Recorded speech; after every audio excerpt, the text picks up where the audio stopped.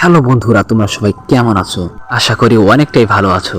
আমি কালকের ভিডিওতে বলেছিলাম যে এটা একটি নতুন চ্যানেল, এই জন্য এই চ্যানেলে আপাতত আমি দুইটা সিরিজ এক্সপ্লেন করব। কালকে তোমাদের মাঝে এক্সপ্লেন করেছি ব্লাড অর সোলের ফার্স্ট পর্ব, আর আজকে তোমাদের মাঝে এক্সপ্লেন করব the daily life of the immortal king. আর এই enmity demon slayer, one punch man এরকম ক্যাটাগরি। তো চলুন বেশি কথা না বলে মূল ভিডিওটি শুরু করা যাক। তো এপিসোডের শুরুতেই আমাদেরকে 4386 সালের পৃথিবী দেখানো হয়, মানে এটা বর্তমান থেকে 2300 বছর পরের পৃথিবী ছিল। আর এখন মানুষ খুবই অ্যাডভান্স লেভেলে চলে গেছে এবং সবার কাছে সুপার ন্যাচারাল পাওয়ার পর্যন্ত ছিল। কিন্তু কথায় আছে না, যেখানে আলো আছে সেখানে অন্ধকারও রয়েছে। ঠিক তেমনই কিছু ডেমন মানুষের ঘুমকে হারাম করে রেখেছিল। আর তখনই একটি ডেমন শহরের উপর হামলা করে দেয় এবং ভাঙচুর করা শুরু করে। আর টিভিতে বলা হচ্ছিল যে এটা লেভেল 5 এর একটি ডেমন, আর ডেমনটিকে মারার জন্য অনেকগুলো হিরো সেখানে চলে আসে। আর তারা তাদের সুপার ন্যাচারাল পাওয়ার দিয়ে একসাথে ডেমনটির উপর আক্রমণ করে। কিন্তু এতে ডেমনটির তো কিছু হয়ই না, উল্টা হিরোদের উপরই আক্রমণ করে বসে। এরপরে সব হিরোরা ছড়িয়ে ছিটিয়ে পড়ে এবং বুঝতে পারে যে এটি ভয়ঙ্কর একটি ডেমন। তখন রাস্তার মাঝখানে একটি বাচ্চাকে দেখতে পারে এক হিরো, আর সে বাচ্চাটিকে পালাতে বলে, কিন্তু বাচ্চাটি তার কথা শুনতেছিল না। তারপর কোন রকম বাচ্চাটিকে তার হাত থেকে বাঁচিয়ে নিয়ে আসে, আর বাচ্চাটিকে সুরক্ষিত জায়গায় রেখে হিরোটি আবার লড়াই করতে চলে যায়। এরপর সিন চেঞ্জ হয়, আর আমাদেরকে 10 বছর পরে একটি স্কুল দেখানো হয় যেখানে ওই হিরোটির মূর্তি ছিল। আর এখানে আমাদেরকে বলা হয় যে এই হিরোটি একাই সেই টুনসন ডিমনটিকে হারিয়ে এই শহরকে একাই বাঁচিয়েছিল। এই জন্য সব শিক্ষা প্রতিষ্ঠানে তার মূর্তি স্থাপন করা হয়, যাকে সবাই তাকে আইডল মানে। যাই হোক, এই স্কুলটি হচ্ছে সুপার ন্যাচারাল বাচ্চাদের জন্য যাদের কোনো না কোনো এবিলিটি রয়েছে। তখনই আমাদের প্রধান ক্যারেক্টার লিংকে দেখানো হয়, যারও আজকে স্কুলের প্রথম দিন ছিল। কিন্তু তখনই কিছু সিনিয়র এসে লিংকে ল্যাগিং করতে থাকে, আর লিং তার চুপচাপ শুনে যাচ্ছিল। আর এটা দেখে একজন সে সিনিয়রদের উপর অ্যাটাক করে দেয়। আর যে অ্যাটাকটি করেছিল সে একটি মেয়ে ছিল, আর এই মেয়েটিকে দেখে সবাই অবাক হয়ে যায়, কারণ সে একজন ফেমাস অ্যাসোসিয়েশনের মেম্বার ছিল, আর এর নাম হচ্ছে সানডং।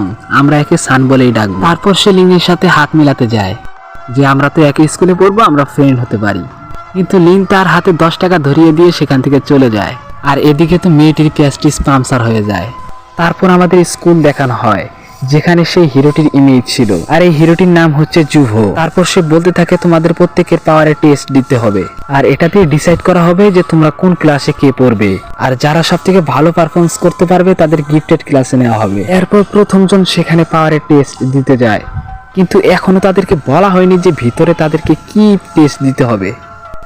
আর সেখানে যাওয়ার পরেই টুনসন ডিমনকে দেখতে পারে, সবাই ভয় পেয়ে যায়।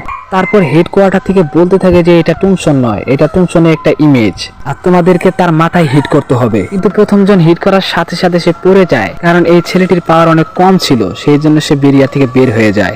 এরপর দ্বিতীয়জন যায়, কিন্তু তারও অবস্থা একই হয়, এদের কোনো ভালো পাওয়ার ছিল না। তারপর এদের স্যার মনে মনে বলতে থাকে যে এই বছরে কি একটাও ভালো ছাত্র পাবো না। এরপর একজন পাওয়ারের টেস্ট দিতে যায়, তাকে দেখা যায় যে অনেক শক্তিশালী, আর সে পাঞ্চ মারার সাথে সাথে তার স্পেশাল পাওয়ার দেখা যায় 938, আর সে এই বছরে হাই স্কোর করেছে। তারপর দেখা যায় একে একে সবাই ভালো পারফরমেন্স করতেছে। এরপর এর সাথে থাকা বন্ধুটাও অনেক ভালো রেজাল্ট করে, আর এরা দুজনেই গিফটেড ক্লাসে ভর্তি হতে পারে। আর এদিকে টনসন ডিমন কিন্তু এই বিল্ডিং এর নিচেই সিল করা অবস্থায় ছিল, আর সে বলতে থাকে যে লোকেরা কত বোকা, আমাকে 10 বছর ধরে ছাত্ররা পাঞ্চ মেরে যাচ্ছে আর আমি তাদের শক্তিকে চুষে নিচ্ছি, আর একটু শক্তি লাগে যার কারণে আমি এই শিল ভেঙে পালাতে পারবো। এরপর সান টেস্ট দিতে যায়, এদিকে টনসনের আর একটু পাওয়ারের প্রয়োজন। এরপর সান পাঞ্চ মারে, যার কারণে ওই শিলটাই একটু নড়ে যায়, মানে জানেনই তো এর পাওয়ার একটু বেশি। আর এরপরেই আমরা এর পাওয়ার টিভিতে দেখতে পারি 2019। এরপর আমাদের মেন ক্যারেক্টার লিংকের পালা, সে টেস্ট দিতে যায়, আর সে মনে মনে বলতে থাকে যে আমার পাওয়ার যেন কেউ জানতে না পারে। সে এর পাওয়ার কেন লুকাচ্ছে একটু পরে আপনারা জানতে পারবেন। টনসন একে দেখে ভয় পেয়ে যায় এবং বলে যে এ এখানে কি করছে, এ তো 10 বছর আগে আমাকে হারিয়েছিল।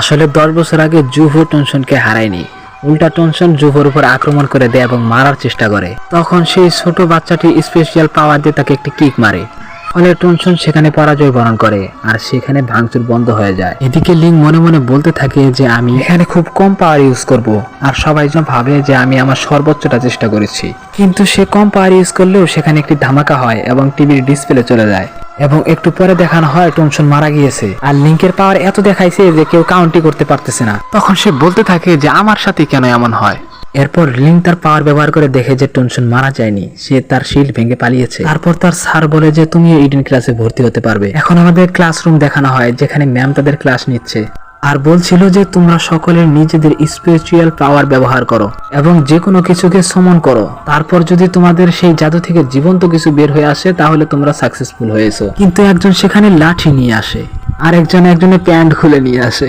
এভাবেই সকলে নিজেদের পাওয়ার ইউজ করতেছিল, কিন্তু সবারটাই জড় বস্তু বের হচ্ছিল, কারোটাই জীবন্ত কিছু হচ্ছিল না। কিন্তু হঠাৎই দেখা যায় সান একটা কুকুর বানিয়ে ফেলেছে, কিন্তু সেটা পরিপূর্ণ আকৃতি পায়নি। তখন ভাবতে থাকে যে আমাদের জাদু এখনো পরিপূর্ণ হয়নি। এদিকে লিঙ্ক এক ধান্দায় বসেছিল, তখন ম্যাম বলতে থাকে তোমাকে কি লেকচার আবার বোঝাতে হবে? তখন লিঙ্ক বলতে থাকে যে আমাকে ম্যাজিক করা ভান করতে হবে, যেন ম্যাম বুঝতে পারে যে আমি চেষ্টা করতেছি কিন্তু পারতেছি না। কিন্তু তার সামান্য চেষ্টাতে সেখানে একটি ধামাকা হয় আর সে টুনসুনকে সুমন করে ফেলে। তখন টুনসুন বলতে থাকে এই পোলাটার কাছে কেন বারবার আমি পড়ি।